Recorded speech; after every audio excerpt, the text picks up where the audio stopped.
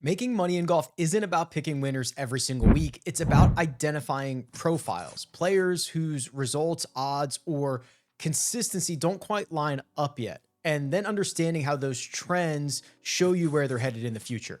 Today, I want to talk about 7 golfers who I believe will make you money in 2026. Whether that's through outright bettings, placement markets, fantasy formats, or even long-term portfolio style investments. Some of these names are obvious, let's be clear. Some are a little bit more uncomfortable, and one of them might actually be the most boring way to print money in professional golf.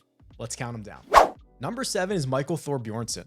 Let's start with a player who hasn't won yet, and that's really what excites me. Thorbjornson boasts an elite amateur pedigree. He rose to number 3 in the world amateur golf rankings at his peak. And then he went to Stanford and he was a Stanford standout, but he's definitely struggled a little bit in finding his footing early in his PGA Tour career, which is completely normal. Now he's starting to turn a corner, and as he finished 2025, he had 6 top 25 finishes over his last 11 starts. His data profile reveals a top tier driver of the golf ball with the ability to score at a fairly elite level. He does need to clean up his bogey avoidance numbers. He puts too many crooked numbers on the scorecard, but that comes with experience and maturity.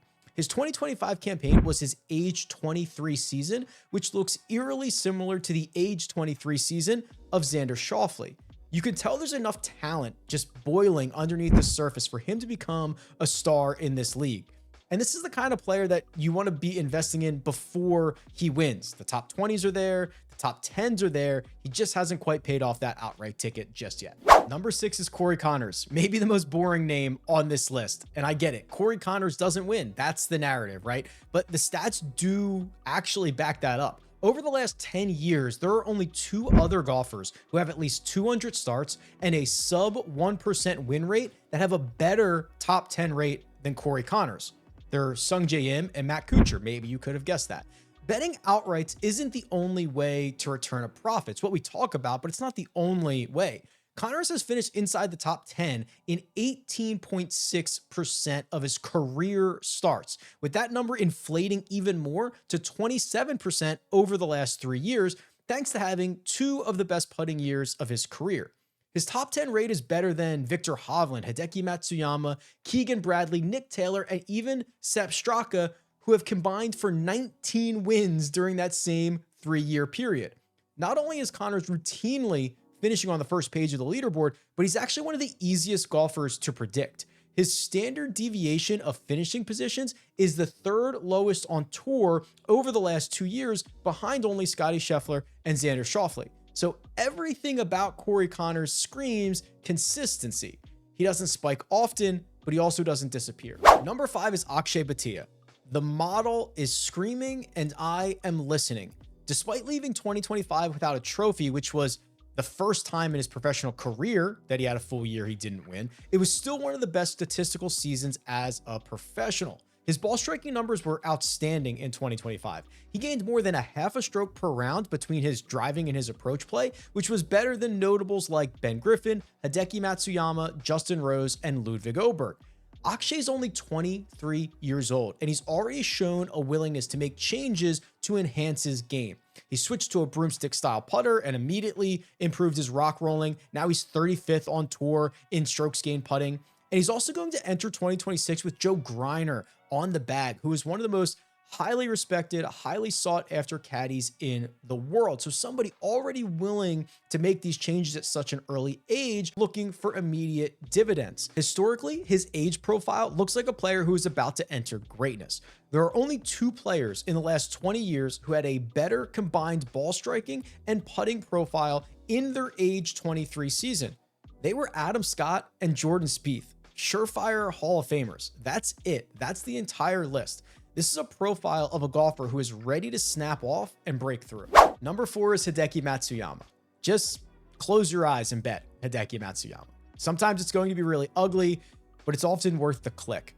He's the upper right-hand quadrant of the all or nothing chart. He has 12 wins and 9 WDs in the last 10 years. Nobody else matches those numbers. There's going to be a lot of ugly weeks. He's a prolific winner, however, and those 7 wins on the PGA Tour in the last 5 years is tied with Viktor Hovland and Xander Schauffele for the 3rd most. There's a silver lining with his level of volatility in the results, and it creates volatility in his odds every single week. The sentiment on Hideki moves at lightning pace. We saw odds as short as 10-1 and as long as 90-1 last season. He's still an elite iron player and possesses one of the best short games on earth. He can win at very difficult golf courses like Augusta National or Muirfield Village, and he can win on very easy setups like Waialae or Albany. Hideki is the kind of player where you don't predict the week, you just make sure that you're sitting there holding the ticket when it happens. Number 3 is Tommy Fleetwood. And in a year dominated by Scottie Scheffler and Rory McIlroy, Tommy Fleetwood was quietly the 3rd best player in the world. He gained 1.73 strokes per round in 2025, which was a 100% improvement over his 2024 season, and it was the best year of his career. There are only a handful of players who are as talented and well-rounded as Tommy Fleetwood, who gained strokes in all 4 major categories, something that Tommy just did for the 4th consecutive year of his career. So it's really no surprise that he's been near the top of the leaderboard often in his career, but 2025 saw him take it to a whole new level and start standing on top of the podium, at least on the PGA Tour for the first time. Not only did he win the Tour Championship, but he backed it up with a win at the India Championship just a few starts later. His 2025 campaign boasted 10 different top 5 finishes globally, an amount that was 2nd in the world behind just Scottie Scheffler. So the argument that Tommy Fleetwood cannot win feels outdated. He's a viable option in all markets with one of the best finishing position rates in all top 5, top 10, and top 20 markets to go along with his newfound winning feeling. Number 2 is Marco Penge. And Marco Penge is about to have his hello world moment. I guess hello world, huh? The 27-year-old Englishman is about to embark on his first PGA Tour season, earning his card by blitzing the DP World Tour for 3 wins and finishing 2nd to Rory McIlroy in the Tour's race to Dubai. Penge becomes just the 8th golfer since 2012 to win 3 or more times on the World Tour, and his skill set should have no problem translating to the PGA Tour. Like many modern winners, his weapon is the driver. He's shockingly long. He's averaging 333 yards off the tee, which was 3rd on the World Tour last season. And that comes out to gaining about a stroke per round in the category, which led the circuit. But he's not a one-trick pony.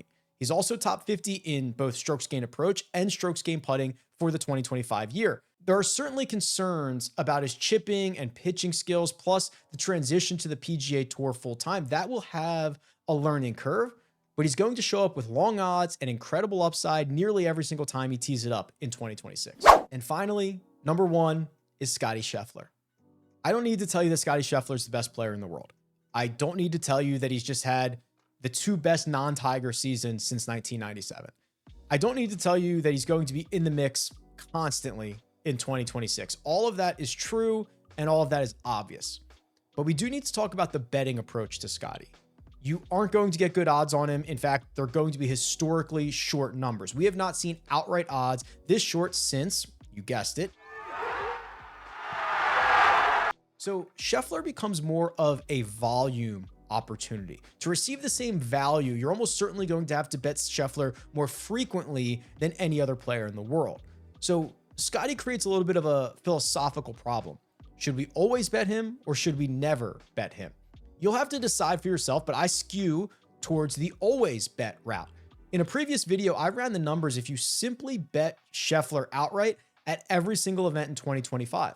You would have returned a 24% ROI, and it would have completed the 4th straight year of profitability by blindly betting Scheffler. There's also a case to be made that Scheffler can still get better, which is scary, I know that. He's coming off the best putting year of his career, but I wouldn't classify him as a great putter. In fact, there are still a lot of improvements that he can make, especially inside 8 feet. The transition into a newer PGA Tour schedule helps Scottie Scheffler in a big way. More events are being played in a small field with no cut, and he's guaranteed 4 rounds. And anytime you play more rounds, you play more holes, the closer you're going to get to the top of the board. That's always an advantage for Scottie Scheffler. You can look at this through the lens of any market for Scheffler. Wins, top 10s, matchups, he's going to have the shortest odds, but you're either always in or you're always out. And I prefer to be always in. Making money in golf isn't about finding the next hot name. It's about recognizing when the numbers are telling you something before the market reacts. 2026 is setting up to be an exciting and a profitable year. Good luck.